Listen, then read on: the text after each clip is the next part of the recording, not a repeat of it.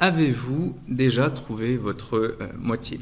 Cette expression dérive d'un récit rapporté par un auteur de comédie, Aristophane, dans le banquet de Platon. Ce récit, appelé communément mythe de l'androgyne, décrit l'origine des différentes formes d'amour, que ce soit entre deux hommes, deux femmes ou entre un homme et une femme. Or, l'androgyne, être mi-homme, mi-femme, serait précisément l'origine de ce dernier type d'amour. Chacun aurait été séparé de sa moitié et s'efforcerait de la retrouver. Ce récit accorde une place fondamentale à la distinction entre les sexes, puisqu'elle serait constitutive de la nature humaine. Chaque être humain serait en réalité partiel. Or, ce récit est également teinté d'une certaine forme de pessimisme. Il nous est impossible de retrouver notre ancienne nature, si ce n'est de manière temporaire. L'homme serait-il donc condamné à un amour impossible et un bonheur irréalisable? Notre objectif va précisément être de montrer que cette impasse vient du fait de considérer comme fondamentale la différence sexuelle entre les êtres humains. Par-delà masculin et féminin, une autre voie permet d'accéder à un amour véritable et au bonheur. Nous vous demanderons donc quel statut accorder à la distinction des sexes chez Platon. Avant cela, en préambule, nous allons dire quelques mots sur l'œuvre qui va être le fil conducteur de notre exposé, le banquet, qui est un dialogue platonicien consacré essentiellement à l'amour, à la fois comme sentiment et comme divinité. Dans ce dialogue, la différence des sexes va intervenir précisément en lien avec cet amour. Un point à garder en tête, c'est de se rappeler que l'un des amours essentiels dans l'Antiquité grecque était celui régi par la pédérastie, cette institution par laquelle un homme plus âgé prenait sous sa coupe un homme plus jeune pour en garantir, un adolescent pour garantir son éducation. Alors dans ce banquet, vous allez avoir différents discours qui vont se succéder à propos de l'amour. Ces différents discours vont par paire, celui de Phèdre par exemple avec celui d'Agathon. Mais aujourd'hui, nous allons nous concentrer sur seulement deux de ces discours, celui d'Aristophane, dans lequel est rapporté le mythe de l'androgyne, où l'amour est défini comme le souhait de retrouver sa moitié, et celui rapporté par Socrate, qui aurait été tenu par Diotime, où l'amour porterait en vérité sur le beau. Dans ces deux cas, l'amour est défini par le manque. Pour cela, nous allons procéder en deux temps. Nous allons d'abord exposer le mythe de l'androgyne, c'est-à-dire le discours d'Aristophane, avant de nous demander si en réalité la différence sexuelle ne jouerait pas un rôle si important que cela pour les êtres humains à travers le discours de Diogène. Et enfin, nous verrons dans une troisième partie, et nous verrons qu'il s'agit d'une question véritablement fondamentale, qui est de savoir si l'âme possède ou non un sexe. Pour cela, nous allons commencer donc par le mythe de l'androgyne. Alors ce mythe nous est rapporté par un auteur de comédie, Aristophane. Ce discours est structuré en 4 temps et l'objectif d'Aristophane, comme pour les autres personnes qui interviennent dans le banquet, de définir l'amour, d'expliquer ce qu'est l'amour pour nous, êtres humains contemporains. Pour cela, il va effectuer une généalogie des êtres humains en partant d'une ancienne nature des êtres humains. Il va montrer comment nous sommes arrivés tels que nous sommes aujourd'hui.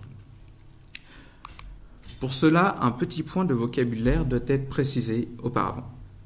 Tout d'abord, il s'agit de la terminologie pour désigner les hommes en grec. Le terme anthropos, que vous voyez sur le diaporama, désigne un être humain indépendamment de son sexe. Ce terme va se subdiviser en deux. D'une part, un terme pour désigner l'homme, aner, andros au génitif, et guné pour la femme. À l'origine, donc, dans la première partie du discours d'Aristophane, il y avait 3 catégories d'êtres humains. Ces hommes étaient en réalité de forme sphérique, possédaient 4 bras, 4 jambes, 2 visages sur un seul coup, et surtout, ils possédaient 2 sexes. Il y avait donc 3 types d'êtres humains. Ceux composés de 2 sexes masculins, ceux composés d'un sexe masculin et d'un sexe féminin, et ceux composés de 2 sexes féminins. L'androgyne, précisément, d'où vient le nom du mythe, et ces êtres humains composés à la fois d'un sexe masculin et d'un sexe féminin. Le terme androgyne vient précisément d'une composition des 2 termes en grec désignant l'homme et la femme. Ces êtres humains composés de 4 bras et de 4 jambes ont eu la très mauvaise idée de se révolter contre Zeus. Zeus a donc été contraint de les punir de cette révolte. Il décide donc de les séparer en deux. Ainsi, chacune de ces parties, chacun de ces individus vont être séparés en deux et les sexes vont être disjoints l'un de l'autre. C'est ainsi que les hommes et les femmes d'aujourd'hui sont apparus dans ce mythe. Le problème de cette première punition est que les moitiés qui ont été séparées se laissent mourir car elles ne peuvent plus s'unir. Leur ancienne nature est désormais terminée. Pour essayer de pallier ce problème, en partie car les dieux sont paniqués par le fait qu'ils ne vont plus recevoir de sacrifices de la part des êtres humains, Zeus va trouver un expédient pour éviter ce problème. Cet expédient, ça va être de passer les organes sexuels des individus sur le devant afin qu'ils puissent s'accoupler. Je vous lis le passage du banquet. Si dans l'accouplement, un homme rencontrait une femme, il y aurait génération et l'espèce se perpétuerait. En revanche, si un homme tombait sur un homme, les deux êtres trouveraient de toute façon la satiété dans leur rapport. Ils se calmeraient, ils se tourneraient vers l'action et ils se préoccuperaient d'autre chose dans l'existence. Ainsi, cette deuxième intervention de Zeus a deux objectifs. Les sexes des individus permettent à la fois d'assurer la pérennité de l'espèce et, lorsqu'il n'est pas question d'engendrement, d'assurer une forme de satiété qui va permettre aux individus de penser à autre chose qu'à la sexualité. Une fois cette deuxième opération de Zeus effectuée, nous allons pouvoir en arriver à ce qui nous intéresse véritablement dans le banquet, qui est de définir ce qu'est l'amour, puisque tout le banquet porte sur ce fait. Et ainsi, on en arrive à la définition suivante. Ce souhait s'explique par le fait que la nature humaine, qui était la nôtre, dans un passé reculé, se présentait ainsi, c'est-à-dire que nous étions d'une seule pièce. Aussi, est-ce au souhait de retrouver cette totalité, à sa recherche que nous donnons le nom d'amour. Les points décisifs du discours d'Aristophane sont ce discours permet à la fois une explication de l'amour entre les individus du même sexe ou de sexes différents, et là on peut souligner qu'il s'agit par exemple dans le discours d'Aristophane du seul endroit dans le banquet où l'amour entre deux femmes est évoqué, et point plus décisif, c'est qu'il n'y a aucune hiérarchisation de ces différents amours. Par opposition, par exemple, à Pausanias, qui tient absolument à considérer que l'amour pédérastique est le meilleur des amours, puisqu'il regarde l'esprit, alors que l'amour entre un homme et une femme ne concerne que le corps. Toutefois, ce discours va anticiper d'une part la définition de l'amour par Diotime par le biais du manque, mais nous pose deux problèmes. Le premier problème, c'est qu'il s'agit d'une tâche impossible à réaliser en réalité. En effet, notre ancienne nature étant finie, même lorsque nous essayons de la retrouver par le biais d'un acte sexuel, cette tâche est impossible. D'où le fait que l'on parle parfois d'un pessimisme d'Aristophane. D'autre part, le manque envisagé ici est seulement corporel en tant que tel. Considérer la différence des sexes comme constitutive de la nature humaine implique l'impossibilité de combler ce désir. Nous pouvons donc en passer maintenant à la deuxième partie de notre exposé, où l'objectif va être de montrer qu'en réalité, il ne faut pas tant considérer cette différence des sexes comme constitutive de l'être humain pour éviter cette situation particulièrement pessimiste décrite par Aristophane. Alors, le discours qui va de pair avec celui d'Aristophane est donc celui de Diotime, ou plutôt le dialogue entre Diotime et Socrate rapporté par Socrate. Diotime, le premier point à observer est qu'il s'agit d'une femme dans le banquet, et c'est précisément la femme qui a appris toutes les choses de l'amour à Socrate. Un point qui est particulièrement important de souligner dans le cadre du banquet, puisqu'il s'agit également d'un dialogue où on va avoir une définition de la philosophie qui va intervenir, c'est que Diotime est dite à plusieurs reprises être une femme sage, là où au contraire Socrate n'est qu'un philosophe, il désire la sagesse, mais il ne l'a pas encore atteint.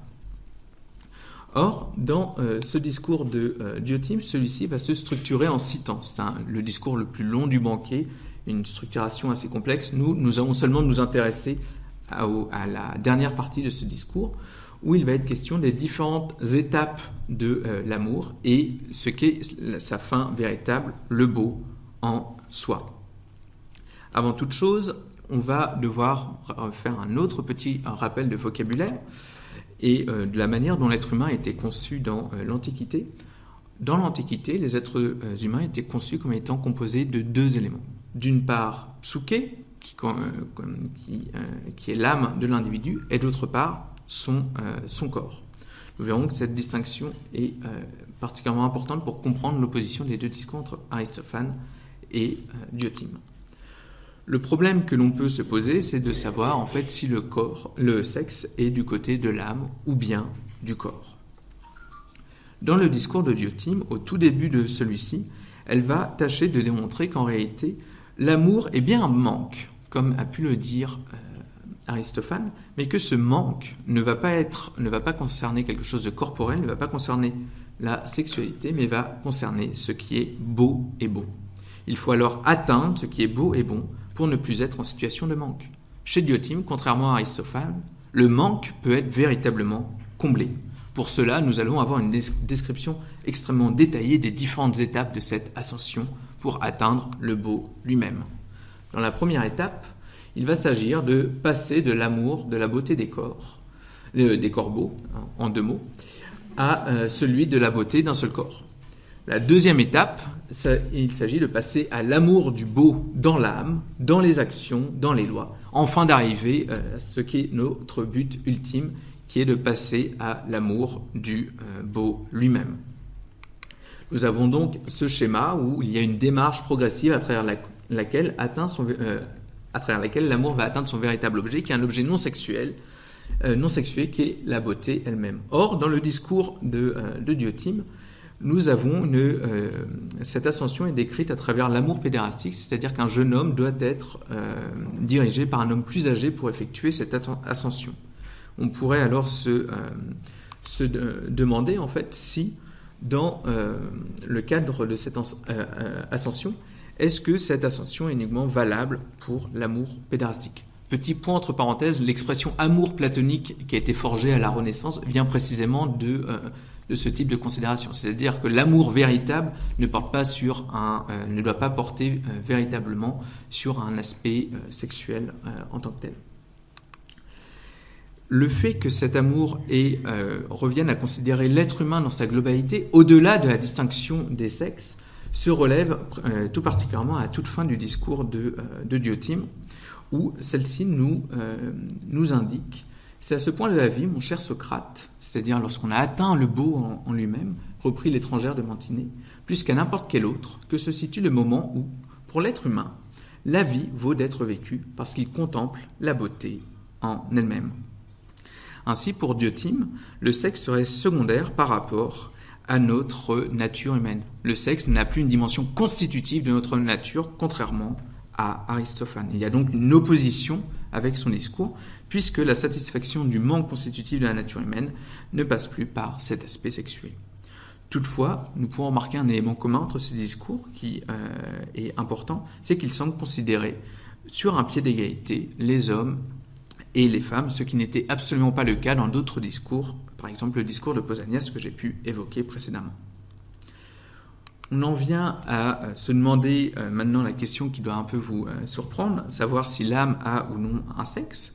En effet, puisque les êtres humains sont considérés comme des composés d'âme et de corps, on pourrait se demander où se situe en vérité la différence de sexe qu'il y a entre les hommes et les femmes. En effet, dans le cadre du discours de Diotime, on a l'impression d'avoir accès à un processus universel qui concerne à la fois les hommes et les femmes.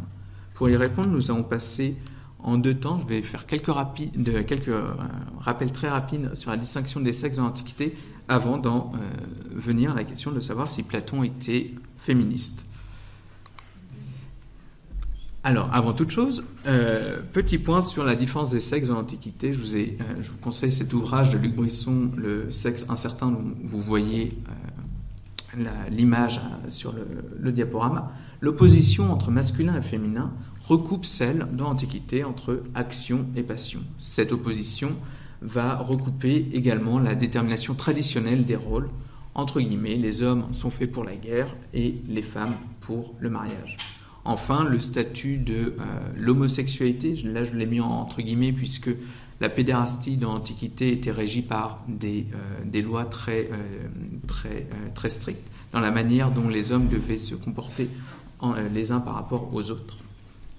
Passons-en maintenant à la question qui doit vous intriguer, sachant à savoir si Platon était ou non féministe.